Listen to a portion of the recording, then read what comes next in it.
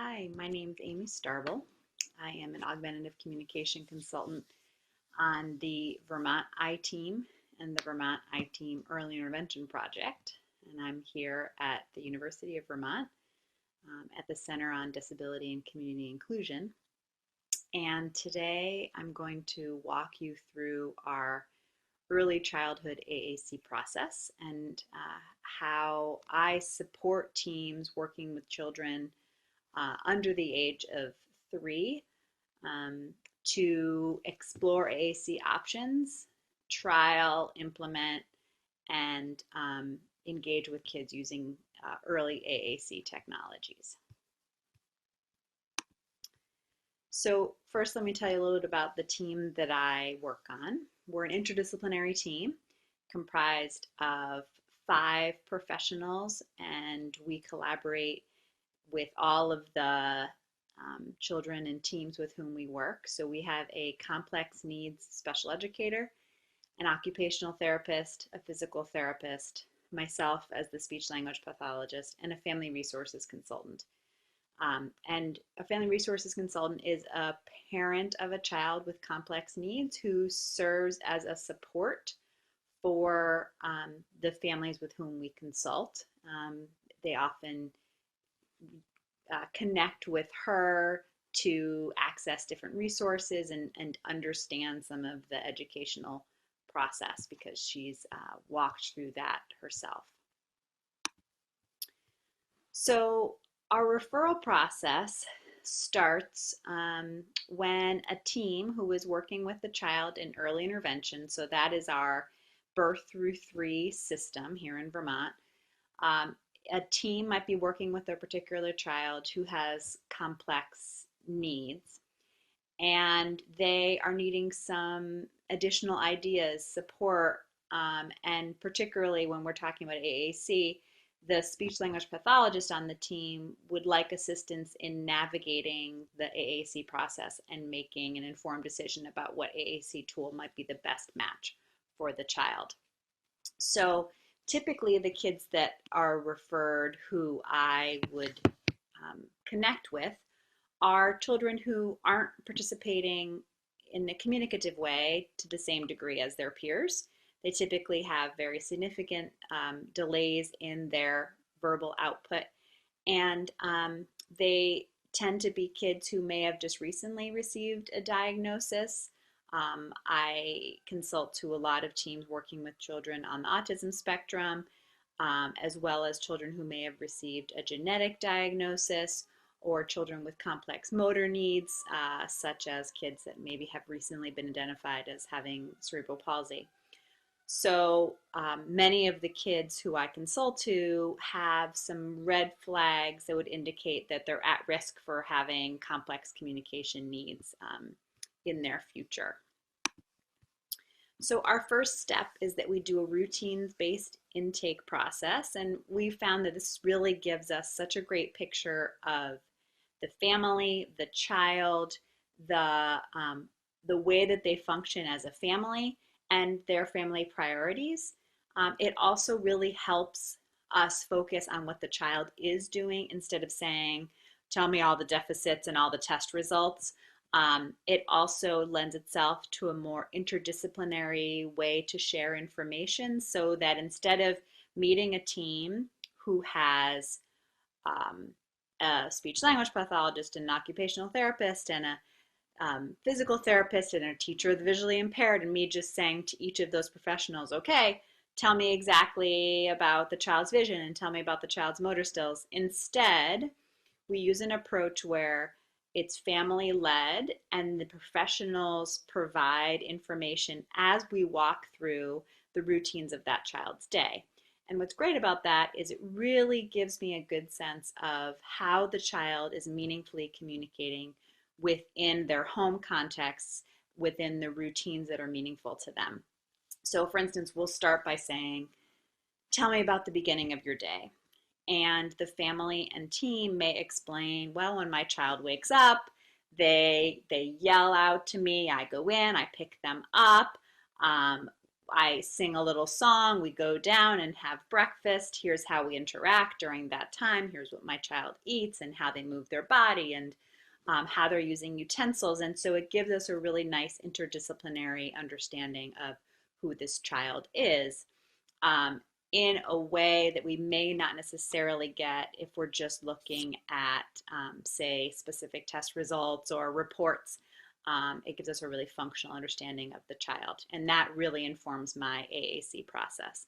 So during this routines-based approach, we're then narrowing in on what the team's priorities are, and it's giving me a really good sense of how the family views the child's communication and in what parts of their day do they really hope for enhanced communication. So that really assists me when I'm looking forward to thinking about communication tools.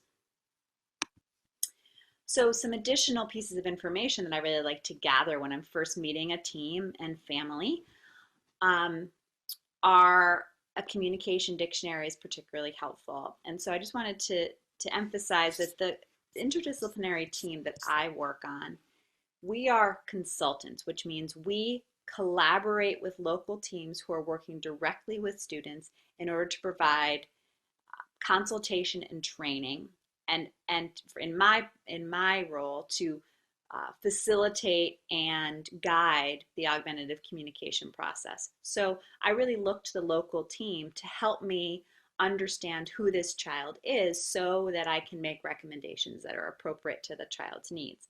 And so one thing that is particularly helpful for me is if the team does a communication dictionary. And what that is it's typically a 4-column document similar to the one seen here, which is an example of one that a team recently did, where it outlines what a child does that we view as communicative in nature. And it might be, and again, think we're talking about children under the age of 3, young emergent communicators. So I'm looking for what does the child do with their body, their hands, their facial expressions, their voice. How are they communicating with us? And in what contexts is that communicative opportunity arising? And then what do we think that means? So for instance, the example here, this child indicates that they want something by reaching toward it. Okay, so that tells me that this child has this nice gesture to indicate that they are interested in an item and that they want it. Also, I'm noticing, oh, this child smiles and giggles to let people know that they're happy and that they're enjoying something. So I'm getting a good sense of how this child uses facial expressions. So these 2 columns are really important for me to understand the ways in which a child may communicate in subtle manner. And this is really helpful for when a child isn't providing a lot of vocal output, we can look more closely at how they're communicating with their body. And then the last column is typically developed during my work with the team, where we say, how are we going to reinforce that communicative initiation and build from it? And so it's some of the examples here. For instance, when this child reached for something that indicates I want that, the adult might say, oh, I see that you want that, and that they hand that to the child. So it's kind of a roadmap that helps a team reinforce a child's natural communicative behavior.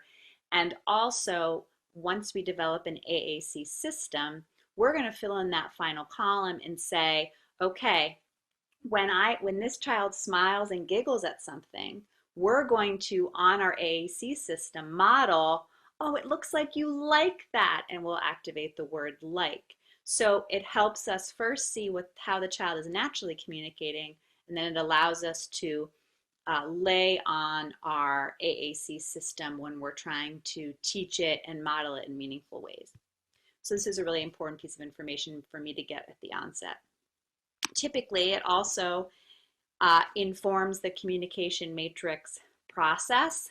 This is a really helpful assessment tool for teams to use at the beginning of the AAC process. I know a lot of the people in Brazil have used this and implemented it in Brazilian Portuguese. So I'm hoping you're familiar with it. My overview here, my comparison of these two communication matrix charts is to highlight to you the one in the upper left-hand corner was one that was completed by a team right at the beginning of my work with them. So they were noticing that the child who they were connecting with and supporting had some communicative behavior, but it was not understood by a lot of communication partners. And it wasn't really conventional in nature. She was what we would call an idiosyncratic communicator. So a child who kind of has developed her own way of communicating. And so what we did was we built upon that communicative initiation. We integrated an AAC system into the mix. And over time, about a year later, the matrix on the bottom right-hand corner shows that she made a lot of progress towards being a more conventional communicator and also a symbolic communicator when she was provided with the AAC system. So it's a really nice way to document the beginning of our AAC journey as well as periodically throughout our work together so that we can identify growth and highlight next steps in terms of goals and gaps that we might see arise. So this was a particularly nice development for this little one because when I first met her, she was not using typical gesture, very little vocalizations, and also didn't have an AAC system. Within this time frame, she developed more typical conventional gestures, had some very clear word approximations, and had become fairly facile with an AAC system. So that is the progress that you're seeing here. So once I gather information about the child's daily routines, how they're communicating with their daily life, digging a little bit deeper into the nuances of their communication style with the communication dictionary, and then establish some baseline understanding with that communication matrix. Then we jump into trying to determine what AAC tools we want to explore with the child, meaning what tools do I want to bring and try out and then potentially trial with a child. So there are a lot of elements that go into this, and one process that I do use fairly regularly is a feature match process, which means essentially I'm thinking about who this child is, what kind of system they need based on their skills and their needs, and then matching that with the features of an AAC system. And I try to make as nice of a match as possible because that really will help make the exploration and trial a little bit smoother. So for instance, if a child has a visual impairment, I want to make sure that an AAC system that I'm introducing is adapted and accommodating those vision needs. So I want to make sure that's a match, okay? If a child has difficulty with motor planning, I want to make sure that I'm providing an AAC system that has a really consistent motor plan, meaning words always stay in the same place, they never change, so that when a child develops a motor plan, it can be maintained, it doesn't have to be changed. So again, that need for that motor planning challenge needs to be matched with technology that has a consistent motor plan, okay? If a child is particularly mobile and really active, I know I want to have a fairly lightweight portable system. So I want to match a system that's not going to be cumbersome, that the adult's going to have to carry around all the time. So again, I'm matching that need of the child with what the system provides. Okay. So here are some basics that I think about when I'm trying to navigate through this matching process. The first thing I think about is the symbol that we're going to use. And the symbol is the way that the word is represented in a child's system. And this outlines the typical systems that we would draw upon. We can go from very concrete representations for a child that has complex vision needs, such as tactile symbols, object-based symbols. And really, I want a good reminder to be that this is not a hierarchy. This is about matching the right symbolic representation with the right need.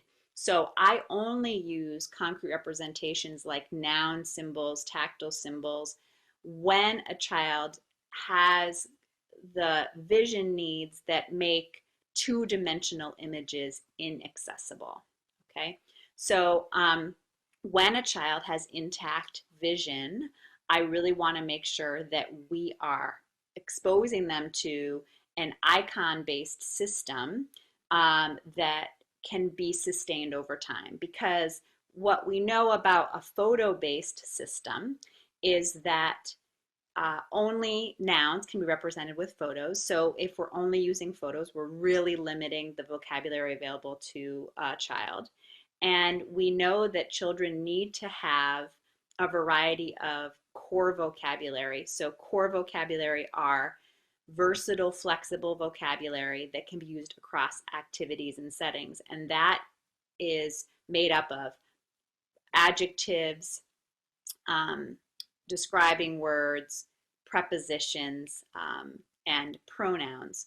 And we want to make sure that every system has a wide array of those core vocabulary as well as nouns. So I always want to provide exposure to an icon-based system if that is visually accessible for a child, so that they have a breadth of vocabulary at their fingertips. Okay, so here's where I'm really looking carefully at access, visual and motor access when I'm thinking about the symbol. The next thing I have to think about is the system. So it's how we organize those symbols in a systematic way. So I'm giving a variety of different options on this screen. I'll speak through a couple of them. What I tend to use the most in my approaches with kids is a core vocabulary and fringe vocabulary combined. So fringe vocabulary refers to those nouns typically that are not as versatile and flexible. They're more context specific. And so any system that I want to create, I want to make sure that a child has access to core vocabulary and fringe vocabulary. How we organize that varies. So on the bottom right-hand corner, I have two examples of how we organize vocabulary. One is categorical organization. So some apps such as Core First, which I know many of you might be familiar with in Brazil because it's nicely available in Brazilian Portuguese, organizes words by category, meaning all of the action words are on one page, all the describing words are on one page, all the colors are on one page, things like that. That's a categorically organized system. On the bottom right-hand corner, this shows an example of a semantically organized system. And one that we use oftentimes in Vermont is something called LAMP Words for Life. Unfortunately, I don't think it's yet available in Brazilian Portuguese, although I have told them that they should translate it. But in this system, words are organized by semantic relationship, meaning all of the words that are related to a concept are grouped together. So on the page with the apple, we have words like eat and chew and hungry and full and all the cracker and apple and orange. Okay, so all of those words related to that concept of eating are grouped together. And then a couple other ways that we might organize organize symbols are using a pragmatic organization, which I know that when I was doing some work in Brazil, that there had been some trainings provided on POD, pragmatic organization dynamic display. So I'm wondering if some of you are familiar with that, which is where vocabulary and phrases are organized by their communicative function. And that's another good way to organize symbols, and it often is a very accessible way to organize vocabulary for very young children.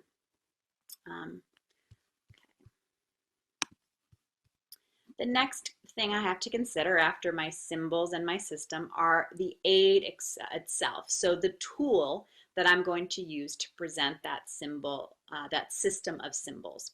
So do I have to present isolated symbols? And that might be the case if I'm using something that is a tactile representation for children that have complex vision needs or combined vision and hearing loss. But for the most part, the aid that I create or I support teams to investigate are either communication books where we have a variety of vocabulary available for a child. And as I mentioned, that core and fringe vocabulary. And it's really important to point out that even though I'm speaking about children under 3, all of the research around aided language input, which is the modeling of AAC systems, has shown us that we need to provide access to robust vocabulary from a very young age that helps support overall communication growth. So we want those communication books and boards, even for young children, to include a wide variety of vocabulary so that the words themselves can be combined for a variety of different communicative functions: asking questions, commenting, requesting, engaging in social dialogue. And then also I think about whether I want to explore high-tech AAC and what hardware I want to try. So in Vermont, we typically have access to iPad-based apps and what are called speech generating devices, which are more kind of traditionally viewed as the technology that we use AAC software on. But within the last, I don't know, 10 or so years, this software has now been more universally available on iPads. So we really decide what might be the best match for a young child based on a variety of factors. So for instance, I might use a speech generating device for a child who has complex motor needs that require a different access method than touching the screen with their hand. So if I need to utilize eye gaze, which is the system where the device itself reads the reflection off of my corneas to activate a word that I am dwelling my gaze on, then I am more likely to use a speech generating device for a child with that profile. For a child that is able to activate a screen with their hand, I might be more likely to use an iPad app. Okay. So here are just a few more examples of some of the light tech options that I might explore. The bottom right-hand corner here, which is a core and fringe flip book. I use that fairly regularly, and there are words organized by category across those top flip pages. And then the high-tech options that I typically use the most here are Touch Chat with Word Power, Lamp Words for Life, Speak for Yourself, Snap and Core First, and Proloquo to Go. I know, as I mentioned, that Snap and Core First is available in Brazilian Portuguese, and I know also that Sonoflex, which is another app that we sometimes use here as well, is also available in Brazilian Portuguese. The other apps here are deemed robust, meaning that they have a wide breadth of vocabulary that can meet the needs of children across their lifespan.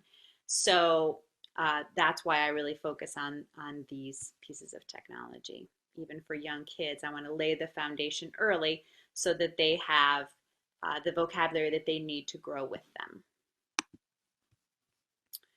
And then I also think about, once I've established what symbols we're going to use, in what organizational system, and with what piece of technology, the fourth thing I think about is what access method we're going to utilize. And so the main three access methods are direct selection, scanning with a switch, and eye gaze or head pointing.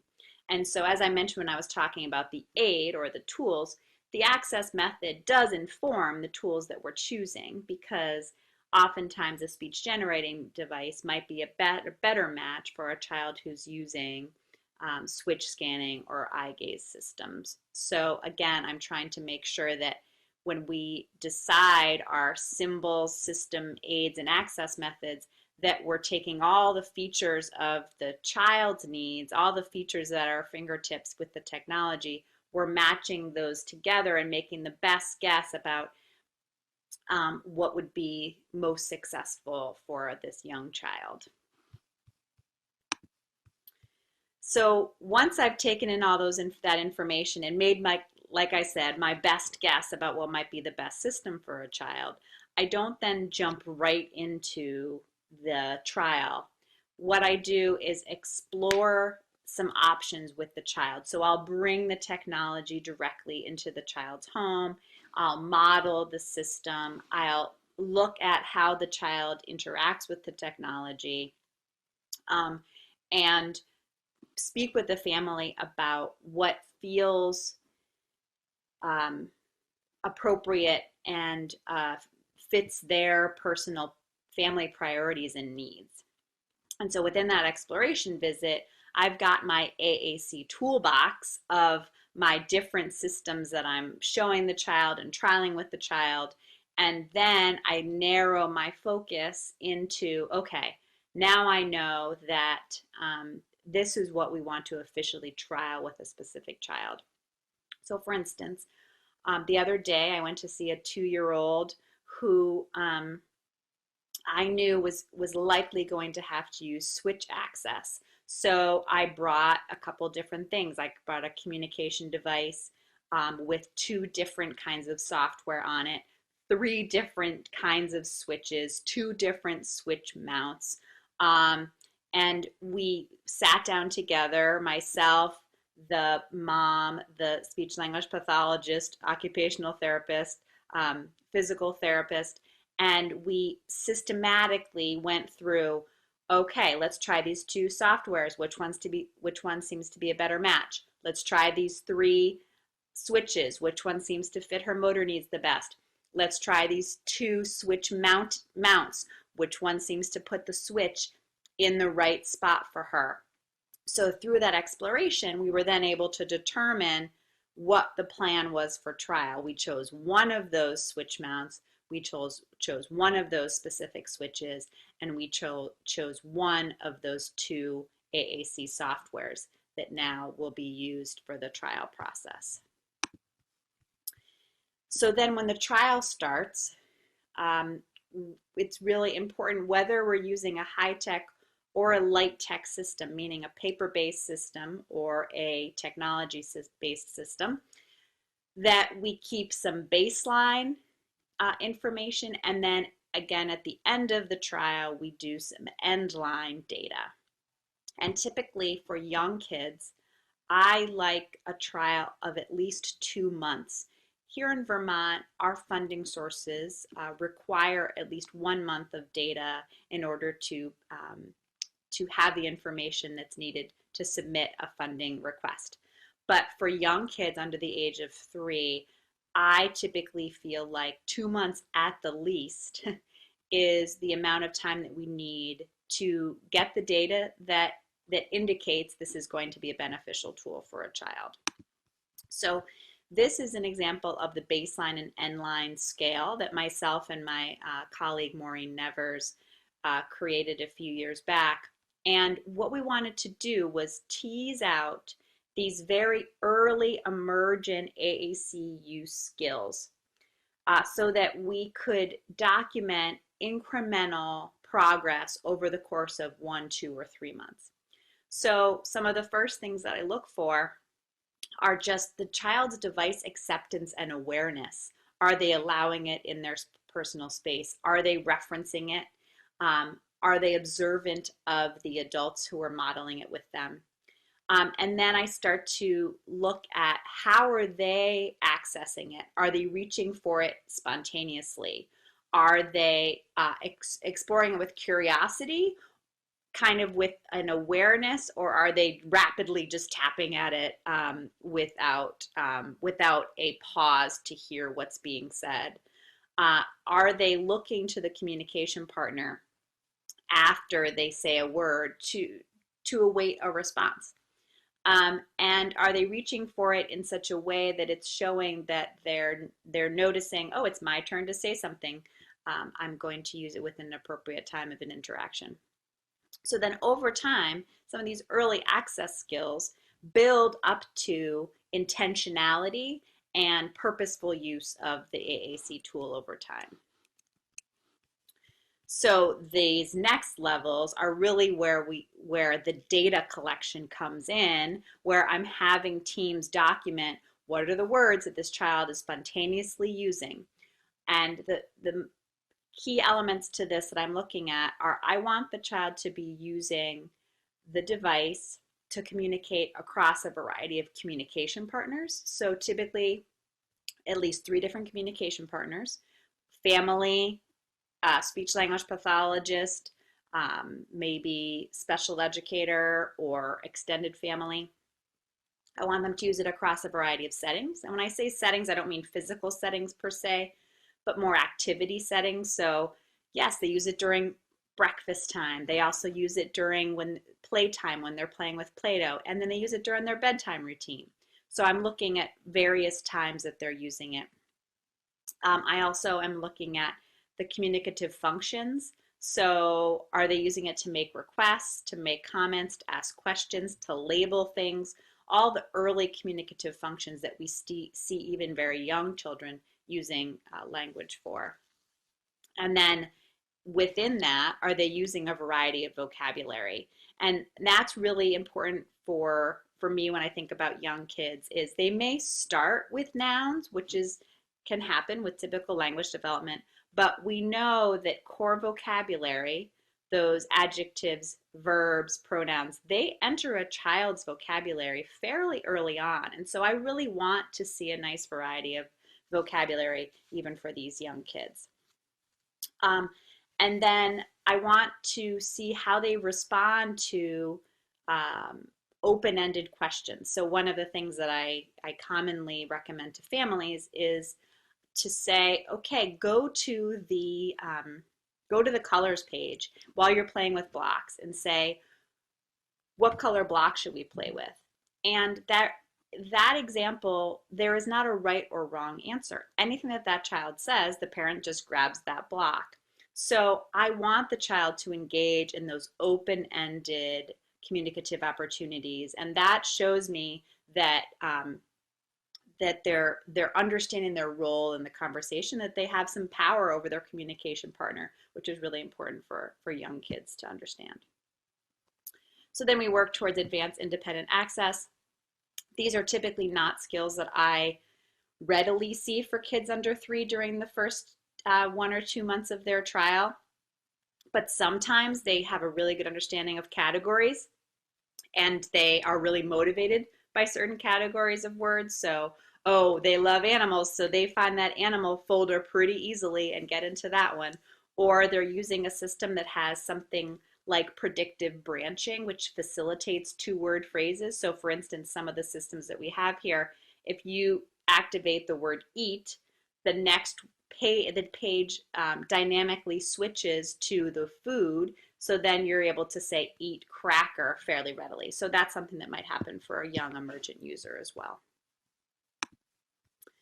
So after that month or two of trial, then the team comes back together, and it really needs to be an interdisciplinary process, family-led, and I want to really emphasize that particularly with this early AAC implementation and AAC acquisition, the family is so crucially important, because if they are actively engaged in the process, they have ownership of it, they feel that their priorities are actively being represented, then they are more likely to utilize the system with the child over the course of their daily routines. So when we get to the decision-making process, that really should be a time where the family is able to say, this is what's really working, I'm really excited about this is what's really challenging, here are my questions, and then the team be able to navigate through that together. So once there's been a decision of what's the best fit for a child, here in Vermont, the acquisition of AAC systems typically is done through the insurance process, and it's a fairly long report. And I usually help guide speech-language pathologists to complete that funding report, because when you just look at it, it's pretty daunting. So after we complete that, then the child can acquire their own system to keep with them. And oftentimes a team says, okay, we did it, we did the AAC process, we got the device, here we are, right? And these last two steps, I think, are the most important, especially when it comes to young kids, is AAC implementation is most successful when we're not focused on just the tool itself, but on the teaching. And so after we get the device, or we submit for that document or for the funding, I really want to make sure that the team comes together and receives the training that they need, as well as plans out how this system is going to be integrated into daily life. So one thing that I'll often help teams with is a routines-based implementation plan. So we walk again through those routines of the day that we already learned about at the beginning of the process and say, how will the communication device be embedded into these routines? What vocabulary will be modeled during these daily routines? And then as the child then enters into school, we map that out for the school-based routines as well. Then I also provide very specific trainings to teams about a variety of subjects. So some research that I was recently reading about complex access, so kids who are using eye gaze or switch scanning, the research suggests that families need a lot higher level of training when we're utilizing those more complex systems. So just one training at the beginning of the trial is not enough. There's an ongoing training that needs to happen in order for families and teams to be successful. So we may have trainings about the technology itself. We may have trainings about the importance of vocabulary selection and how to embed those versatile, flexible core vocabulary into their daily routines. We also talk a lot about aided language input. I know a lot of your speakers will probably mention aided language input or aided language stimulation. It is incredibly helpful and important for young kids. What it does is it, from the get-go, establishes that the AAC system is a shared language that can be utilized with all family members. So if the family and siblings embrace the communication tool and model it within daily routines, it establishes that this is a valid way for all of us to connect and communicate with each other. So it's particularly important within the home context. So then I want to talk about some of the implementation strategies that are the most important and evidence-based when it comes to early AAC use, because these strategies are used in an ongoing manner. They're also used during the trial, but they're particularly important for team members to become comfortable with so that the young child can be successful. So here are some of the basics with regard to AAC for young children. It really benefits a child for it to be a naturalistic approach. So what we want to do is we want to keep it fun. We want to make it meaningful. We want to tap into the child's communicative motivation. So that's where we need to know who this child is, what makes this child tick, what's fun for that child. It's really important from the get-go that for young children, AAC does not feel like work. We want them to feel that it is part of play. It's part of playful interactions. And that's how young children learn. And so if we create the AAC environment that feels hard and feels like work and drilling, then it's a lot less likely for it to be successful for young kids. We want to make the use of the system an invitation and not an obligation. We don't want to test their knowledge. We want to ask open-ended questions so they can feel successful. And then we want to decrease any use of physical prompting and instead allow for naturalistic exploration of those devices. And it's also particularly important for young kids that the communication partners are highly responsive. I can't emphasize this part enough. So much of early communication is shaped by how it's responded to. And so when a child initiates the use of an AAC system, the more the adults respond meaningfully to the attempts, the more reinforced that child is. They learn that the system that they have is a tool for connection and not a toy, which can often be a concern with young children's families who maybe have provided an iPad to a child to watch a video in the past, and they think, well, that's the only exposure this child has ever had to an iPad. How do we support the child to see this iPad not as a toy for entertainment, but as a tool for connection? The way we do that is by responding meaningfully to all initiations.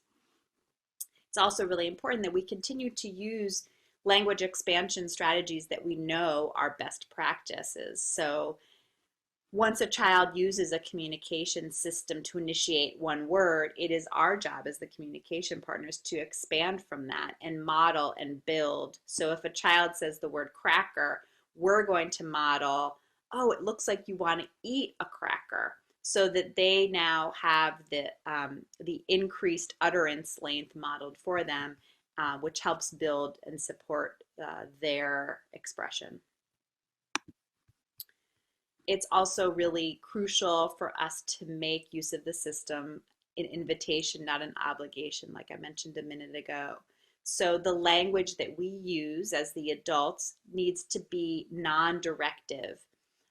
We want to shy away from saying things like point to the word go, or oh, where's the word cracker, or touch the color blue.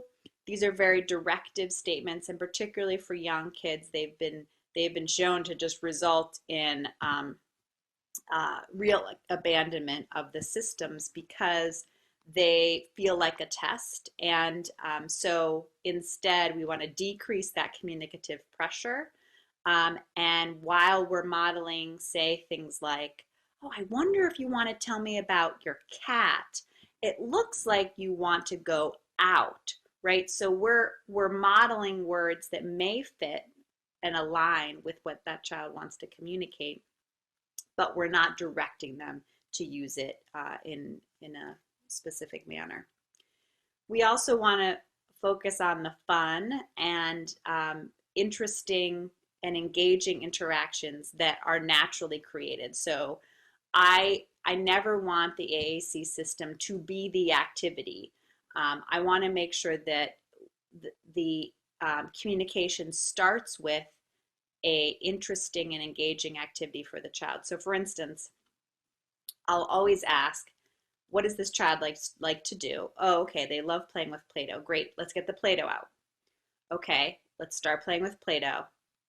The child is engaged, they're rolling it, they're cutting it. Now I take the iPad and I bring it in once I've got the child's engagement, because that sets the foundation of first we play and engage, then we're going to communicate about that rather than saying, okay, we've got this iPad now, what should we do? I really want to make sure that the child knows that the system is to talk about what we're doing, and not the activity itself. And I really want to make sure that I am using information that I've gathered at the beginning of this assessment that guides the vocabulary that I've included. So I mentioned in here about interest profiles, and what interest profiles are a data collection system to help understand what activities facilitate spontaneous communication for a child. This is particularly helpful when I'm consulting to a team working with a child with autism who has a hard time figuring out what it is that this child is really wanting to communicate and what this child is motivated by. So we'll present a whole bunch of different options, toys, interactions, songs, games. We'll keep track of what the child gravitates towards, which activities lended themselves to more spontaneous initiation, and then we'll make sure that we're embedding our modeling into those motivating activities. I also try to create communication partner checklists for young children's teams. Gail Van Tattenhove has a really nice communication partner checklist that outlines some of the most important communication partner strategies. And one of the ones in here that I think is really crucially important for young kids is the waiting for initiation. We need to make space for communication to happen. And so a lot of the training that I do is supporting teams to be comfortable in the quiet sometimes, to be a listener and to not fill that space with prompting and cueing and talking and testing and questioning, but instead to allow the child to explore their system and respond meaningfully so that the child is having the opportunity to initiate without cueing and prompting from the adult. And sometimes that can be hard because it can feel like a long time that we're being quiet, but it really can help a child's overall AAC use if they have a lot of opportunity to be the initiator. I also talk a lot to teams about asking questions that can validly be answered. So when I mentioned before, asking an open-ended question like, what color block do you want to play with, is a really important way to interact with young children rather than holding up a blue block, and saying, what color is this? Those are both questions, right? But one is very open-ended and supports spontaneous AAC use without a right or wrong answer. The other is a test that there's only one answer for. So it's not natural communication. It builds communicative pressure that can then be give the child negative experiences with that AAC system. So I mentioned this a minute ago, these strategies of any word works, where we open up the child's system to a specific page, and we offer open-ended opportunities for the child to engage and play. So one example here is, this is a Mr. Potato Head. One activity I've done with young children is we take the Mr. Potato Head out and all the silly body parts. We go to the body part page and we say, what should we put on Mr. Potato Head? And any body part that this child chooses, we stick right on that potato head. And so again, there's no right or wrong answer. It's completely exploratory in nature. This drawing represents an activity where I might say to a child, let's draw a picture together. What color should I use? Great, red. What should I draw? A house. Great. What should I put in the sky? You know, it's a child-directed activity, and I'm the listener. This example on the right is a early childhood classroom where the child with the AAC device stands up in the front of the room and tells everyone what actions to act out. So you go to the action page and they tell the rest of the kids, let's jump, let's crawl, let's climb. And all the kids are listening and acting that out. Here are just a bunch of other examples of how I've integrated this strategy into a variety of different settings. It can be done also with letters and numbers when we're exploring early literacy and early math concepts. You go to the number page during a full group activity with an early childhood classroom and say, how many times should we jump? How many times should we clap? And then you respond. Again, any of those numbers that's chosen, you integrate and respond to meaningfully. Another strategy that I often use when I'm thinking about language expansion based on the child's initiation is we map out a certain modeling plan. So in this example, a child would often initiate saying the word dog. And everyone would kind of have the same response, thinking, oh, you're talking about your dog at home. Yeah, you like your dog, right? And instead we said, let's actually map out a bunch of two-word utterances that we're going to use in response to that, varied as we go. So the child says dog. Sometimes I might then model, oh, I bet you like that dog.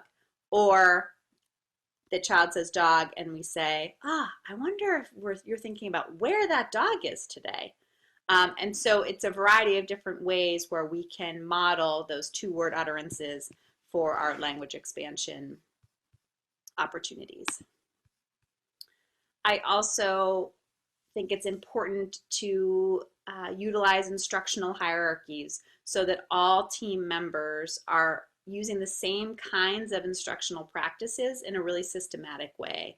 And this is really important for young kids because we want to lay a consistent foundation across all communication partners. We don't want one person to be prompting the child and then one person to be just modeling, right? We want there to be a consistent approach across all members.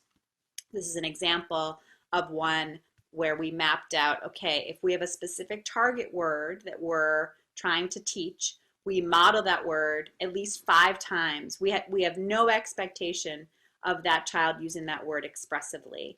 We are purely providing aided language input. And then when we are hoping for expressive output, we might use environmental engineering to entice the child to communicate.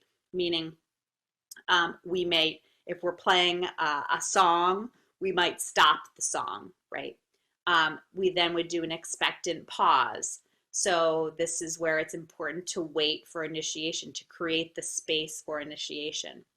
And then for this child, we then moved towards, after the expectant pause, we would do a general gesture toward the iPad, not toward a specific word, but to bring their visual attention to their iPad.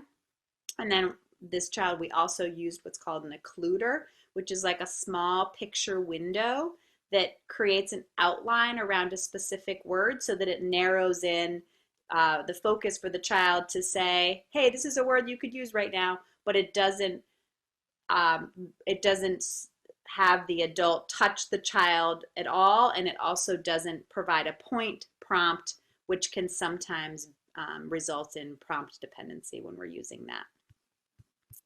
And then at the bottom here, what's important about this instructional hierarchy is then it restarts. So if after we provided all that kind of instructional support, the child doesn't use the word that we're kind of targeting for the activity, that's okay. We reestablish motivation and engagement, and then we shift gears. Maybe we're modeling a different word, or maybe we're modeling the same one, but we're not, again, putting that communicative pressure. We're making sure that we expose the child to rich vocabulary and then create repeated opportunities for output, but don't over cue so much that that output feels like a demand.